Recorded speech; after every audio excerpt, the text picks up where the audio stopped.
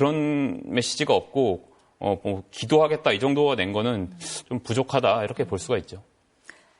이 결정이 나왔을 때 대통령실이나 윤석열 전 대통령이 입장을 발표하기 전에 그 윤곽근 변호사가 먼저 입장을 냈었잖아요. 정치적인 결정이다라고 얘기를 하면서 참담하다 이런 얘기.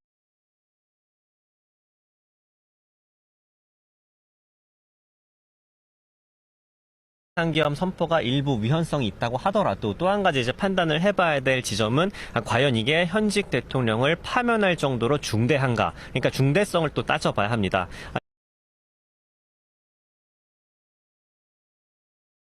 어떤 입장 발표를 할 수도 있는 것이죠. 네, 그러기를 좀 바라겠습니다. 기다려볼 필요도 있다고 생각합니다.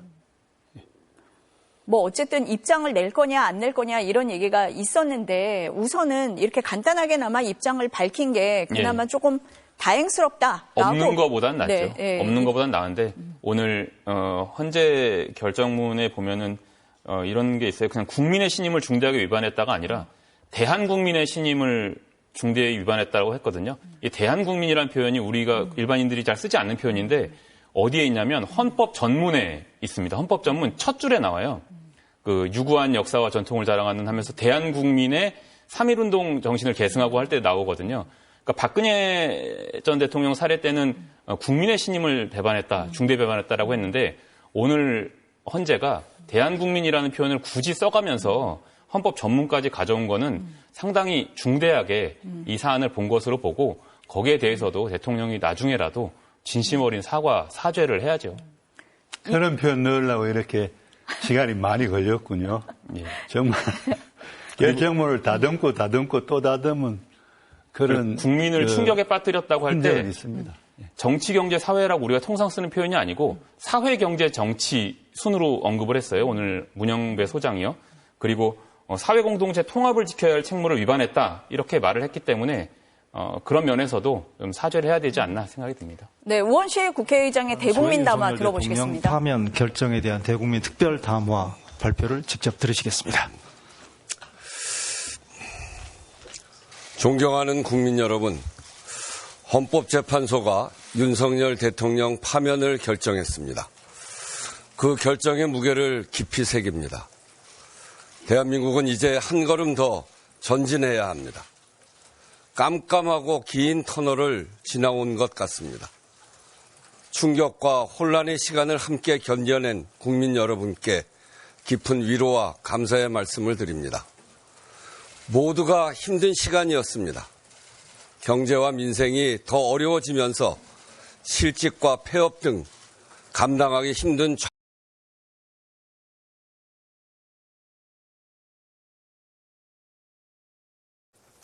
여러분의 손을 잡겠습니다.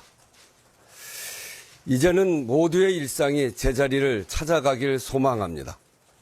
국회도 국민의 일상 회복을 위해 더욱 노력하겠습니다. 오늘 헌재의 결정은 어느 한쪽의 승리가 아닙니다. 헌법의 승리이고 민주주의의 승리입니다.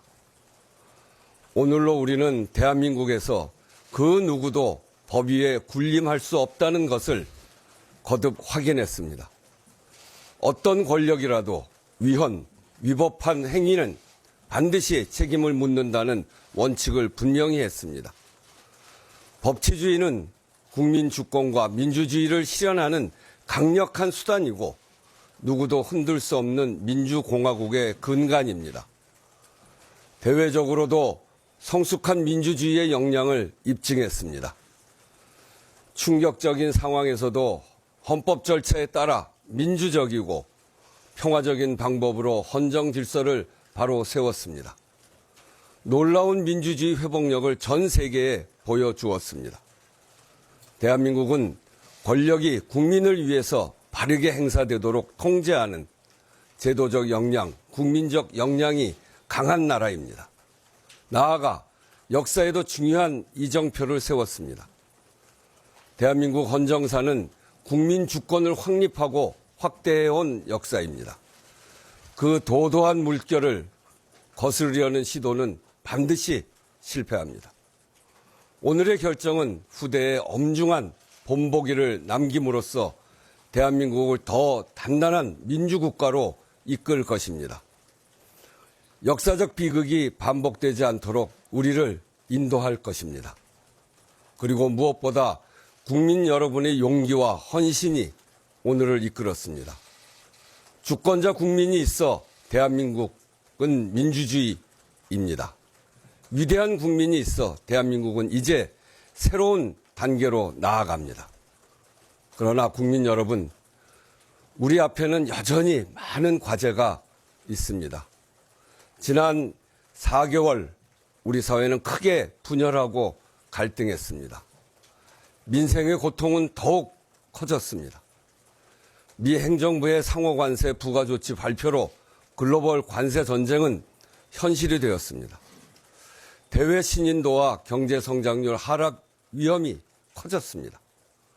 경제가 활력을 찾고 민생이 안정되기까지 얼마나 걸릴지 누구도 장담하기 어렵습니다. 결국 국민이 겪게 될 어려움입니다. 마음이 무겁습니다. 국회부터 중심을 잡겠습니다. 현재로서 국회는 민주적 정통성을 가진 유일한 헌법기관입니다. 각 정당 간, 국회와 정부 간 소통과 협력을 강화해 국정 공백을 최소화하겠습니다. 바쁘게 진행될 대통령 선거 일정이 국정 현안의 블랙홀이 되지 않도록 국회, 정부, 국정협의회가 분명한 역할을 해야 합니다.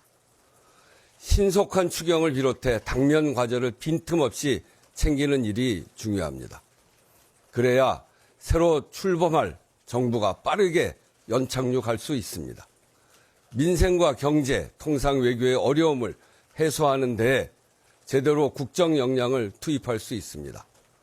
정부와 정당, 국회가 함께 책임감과 경각심을 가지고 현안을 지혜롭게 풀어가도록 힘을 모아주시기를 부탁드립니다. 조기 대선은 헌정 회복과 국정 안정을 위한 헌법 절차입니다. 선거가 공정하고 안전하게 치루어지도록 관련 부처와 기관은 만전을 기해 주시기 바랍니다. 존경하는 국민 여러분, 지금 대한민국에 해결해야 할 가장 중요한 문제는 극단적인 갈등과 분열을 해소하는 것입니다. 상처가 깊고 아픕니다. 회복하고 치유하는 길이 아니면 앞으로 나아갈 수 없습니다. 오늘의 결정이 대한민국의 새로운 전기가 되도록 함께 합시다. 나라를 걱정하는 마음에는 좌우가 없습니다. 성별도, 계층도, 지역도, 세대도, 종교도 없습니다. 그러나 모든 마음을 모으기 위해서 꼭 필요한 것이 있습니다. 의견이 달라도 서로를 존중하고 우리 모두가 대한민국 국민이라는 사실을 잊지 않는 것입니다. 혐오와 적대, 배제와 폭력을 단호히 거부하는 것입니다. 이것이 대한민국이라는 공동체를 지키는 길이고 통합의 출발입니다. 특별히 각 정당과 정치권에 요청합니다. 정치적 입장의 차이와 갈등을 헌법과 법률의 틀 안에서 해소하고 다양성을 경쟁력으로 승화시키는 것이 정치가 해야 할 일입니다. 대립과 갈등, 분열을 부추기는 일체의 행위를 중단합시다. 극단적 대결의 언어를 추방합시다.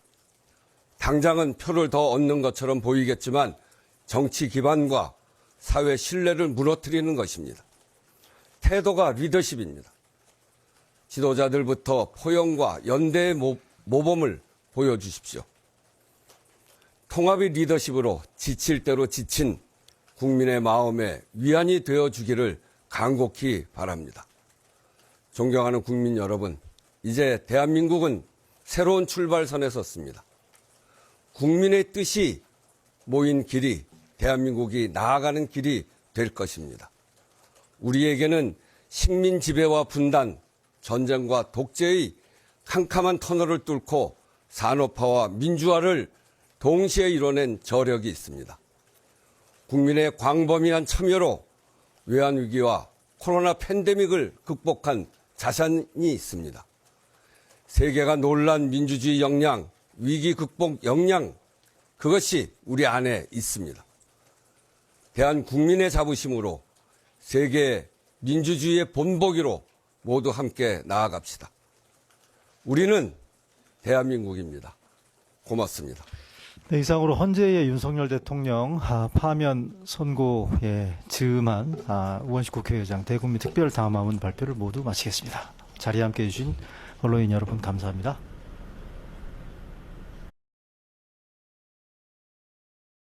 에 있는 김현 더불어민주당 의원과 얘기 나눠보겠습니다. 김현 의원님 나와 계십니까? 네, 김현입니다. 네, 오늘 윤 전 대통령 파면 어떻게 보셨습니까? 의원회관에서 차분히 결과를 지켜봤습니다. 지난해 12월 3일 밤 10시 30분경에 대한민국 대통령이 국민을 향해서 선전포고를 했고 그 이후 123일이 지난 오늘 대통령에 대한 거취를 결정하는 헌법재판소의 판결 하나하나를 꼼꼼히 듣고 국민들의 마음을 제대로 읽고 반영한 그런 판결문이다라는 생각을 갖게 됐습니다. 전원일치 판결이었습니다. 예상하셨습니까? 네. 네, 대부분 저희 국회의원들과 얘기할 때는 신중에 신중을 거듭하고 있다. 그리고 지난 3월 8일 날 대통령이 감옥에서부터 나왔을 때 상당히 지연되는 것에 대해서 우려를 하고 걱정을 많이 했습니다. 그러나 대통령이 대통령으로서 국민의 생명을 보호하지 않고 계엄이라는 극단적인 일을 저질렀기 때문에 상당성과 중요성에 해당된다라고 보고 대통령으로서 직위를 계속 유지할 수 있느냐 없느냐가 헌법재판소의 판단의 가장 중요한 기준이 되기 때문에 헌법재판관이라면 오랫동안 대한민국의 판사로서 활동을 하신 분들이기 때문에 8대0의 판결을 내릴 거다라는 것이 중론이었고 대부분의 분들은 그렇게 판단을 했는데 그럼에도 불구하고 마음을 놓을 수 없었던 것은 상당 시간 지연됨으로 인해서 혹여라도 국민의 마음하고 다른 판단이 있지는 않을까라는 우려는 있었지만 현명한 판단이 내릴 거라는 기대는 국민과 함께 가지고 있었습니다. 윤 전 대통령 측에서는 경고성 계엄이었다, 호소형 계엄이었다 이런 얘기를 계속 해왔습니다. 그런데 헌재가 전혀 받아들이지 않는 그런 결과였습니다. 오늘 헌재 선고문 쭉 들어보셨을 텐데요. 가장 주목하신 부분 어딜까요? 저는 사실은 홍장원 국정원 1차장과 곽종근 군인의 그런 진술을 가지고 그 부분에 대한 진정성을 일단은 받아들였다는 점에서 되게 감사하다고 생각하고요. 그리고 국회와 대통령의 역할이 있는데 국회는 국회로서의 그 역할을 하고 대통령은 헌법을 지켜야 될 역할이 있다라는 점에서 추후 저희가 정치를 하는 입장에서 잘 유념하고 또 지켜야 될 부분 아닌가 싶습니다. 그래서 국회에서 탄핵도 했고 그리고 예산도 만들고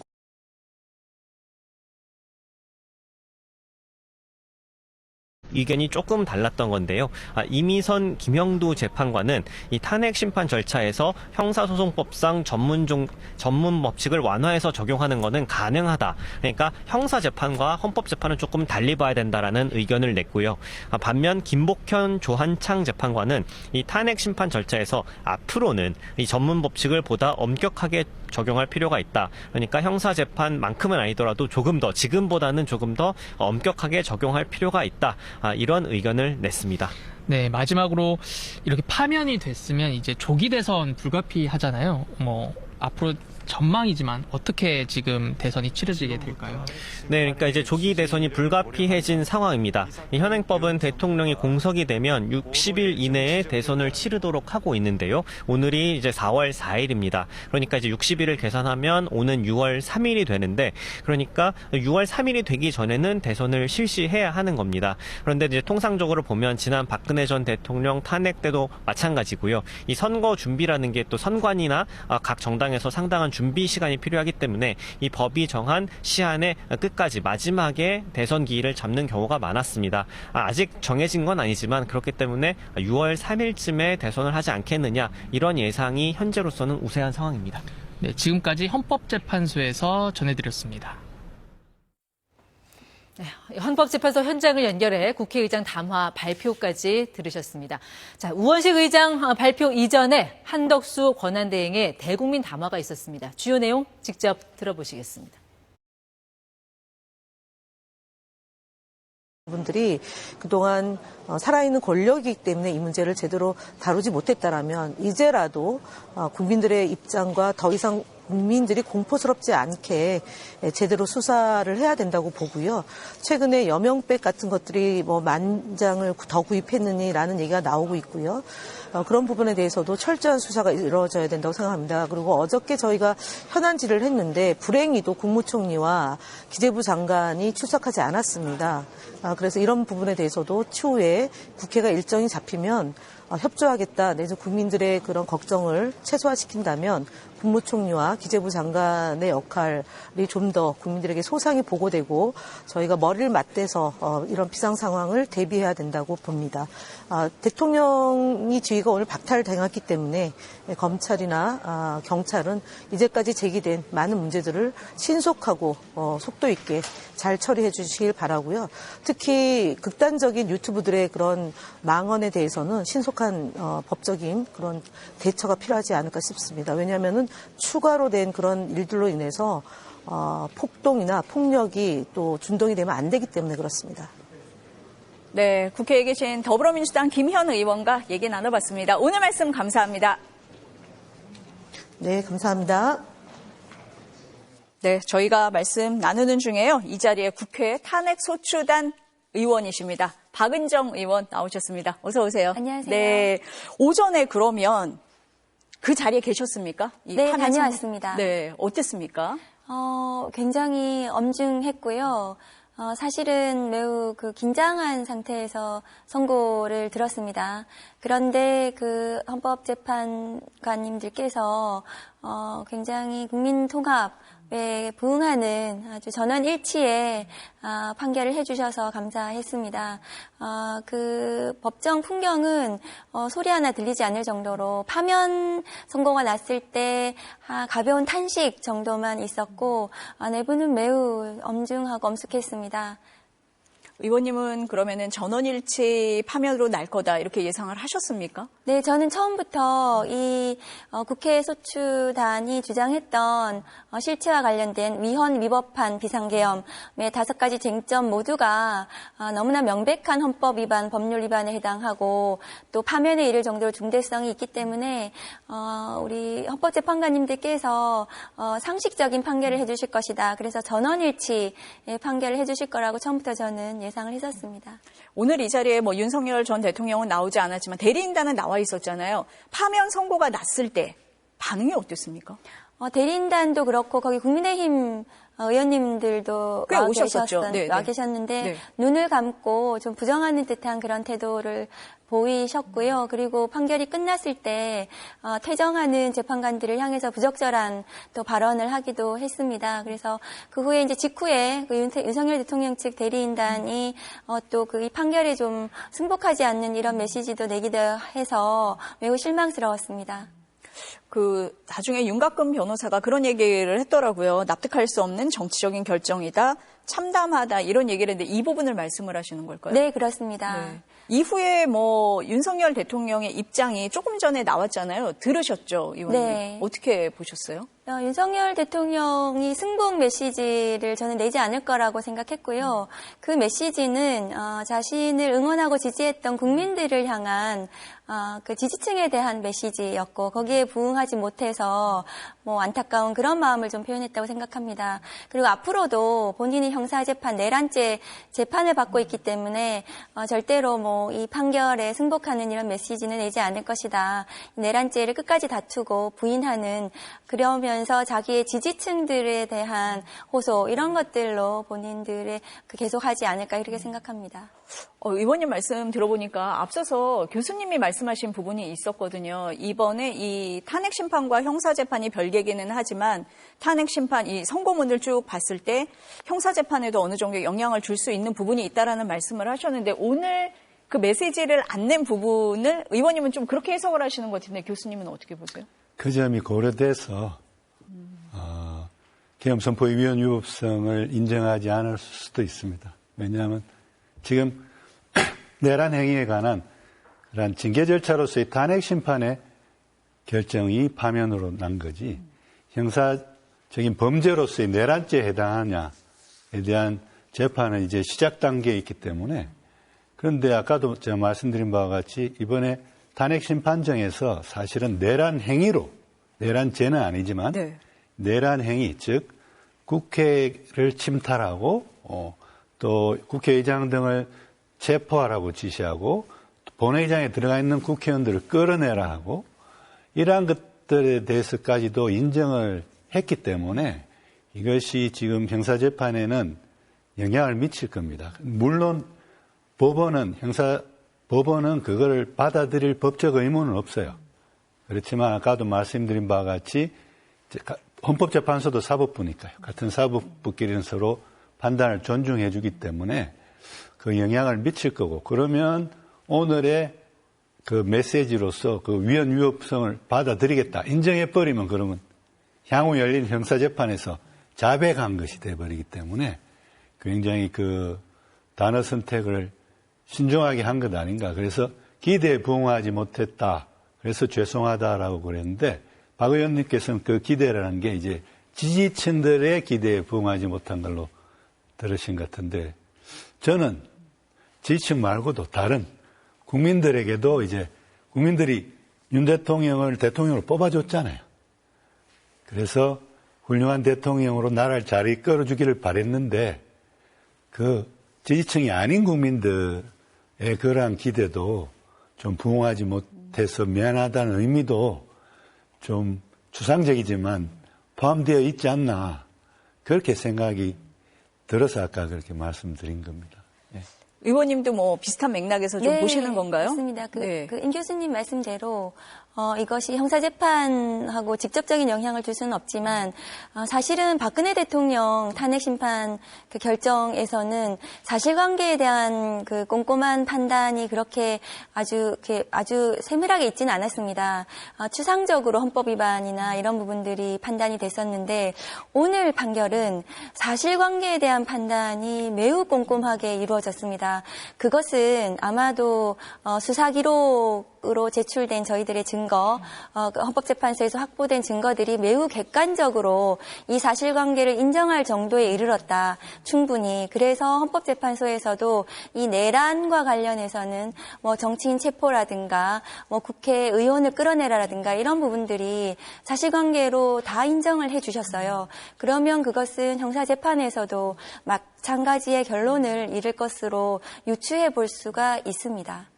의원님은 그러니까 이번에 헌재에서 사실관계까지도 탄핵 심판임에도 불구하고 굉장히 꼼꼼히 짚었다 이렇게 보신 건데 그러면 헌재 결정문 선고를 쭉 들으시면서 가장 주목했던 부분 어떤 부분이셨습니까? 그중에서 이것은 징계재판이기 때문에 위헌 위법하고 중대성 판단이 중요합니다. 그런데 중대성과 관련해서 이번 헌법재판소에서는 파면으로 얻을 이익이 압도적으로 크다 이런 표현이 있습니다. 그래서 이 압도적으로 크다라는 그 표현에 이 위헌 위법한 비상계엄, 포고령 등등이 모두 다 그 의미가 함축되어 있다고 생각을 하거든요. 그래서 저는 이 중대성 판단으로 이 피청구인의 헌법수호 의지가 없다는 명확한 판단을 하셨구나. 그래서 저는 그 부분 굉장히 주목해서 봤습니다. 전원일치 주는 의미가 뭐라고 보십니까? 이번에 전원일치 판결은 국민 통합을 위해서 헌법재판소에서 굉장히 고심을 하셨다고 생각하고 절차와 관련해서 피청구인 측에서 주장한 내용들이 많았습니다. 그 쟁점이 매우 많았고 오늘 판결에서도 한 6가지 이상의 쟁점에 대해서 꼼꼼하게 판단을 모두 내려주셨습니다.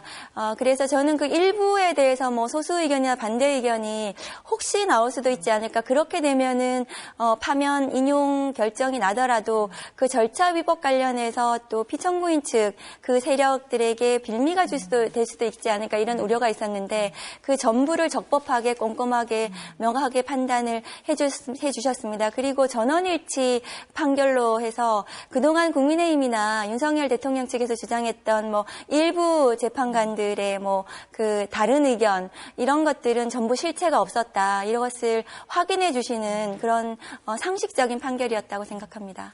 국회 탄핵 소추단이시니까 이제 변론 때마다 참석을 하셨을 것 같은데요. 하실 때마다 좀 탄핵 소추단에서 가장 강조를 했던 부분, 주장 어떤 거였습니까?